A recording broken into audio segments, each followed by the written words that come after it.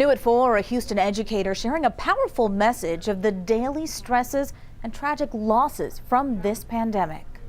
What would Ms. Redenas tell me at this moment if I had the chance to talk to you?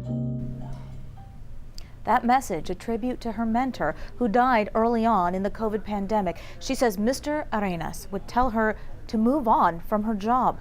This video is spreading through teacher groups on Facebook, and it's gotten the attention of union leaders. Our Jason Miles spoke with that educator. Jason, there was so much left unsaid in that short video. Absolutely, Ron. You know, you've heard the phrase, if you can't stand the heat, get out of the kitchen. Well, this teacher says the kitchen is still on fire amid this pandemic, and taking care of one's self is as important as ever.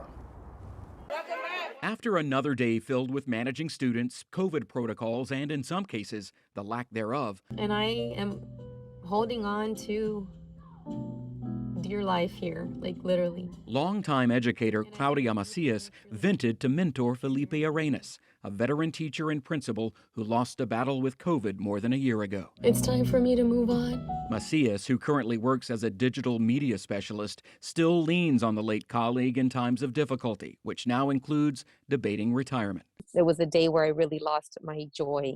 So I was just talking to Ms. Redenas because he was the one that I always spoke to. Macias shared the video with Texas AFT President Zeph Capo, who referred to it in this open letter to public education officials, many of whom the union believes have gotten lax amid ongoing COVID issues. It calls for more on-campus testing opportunities, greater access to the most effective face coverings, and social distancing guidelines in places like cafeterias or other gathering spots in particular. We fought really hard to make sure these school districts got the federal dollars so they could actually do these things. And I think those are the minimum mitigation standards that they could make sure continue to be in place at schools. As a working single mother and educator, Macias tells me she realizes the importance of in-person instruction and still has a lot of passion for what she does. But I need to take care of me.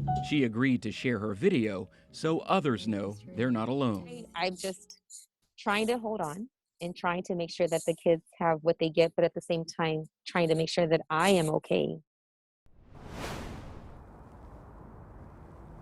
And you can read the Texas AFT's open letter in full on khou.com. I did reach out to the TEA and others for a response to this letter, but have yet to hear back. But I can tell you, as you know, many districts do offer vaccinations and on-campus testing in addition to following protocols.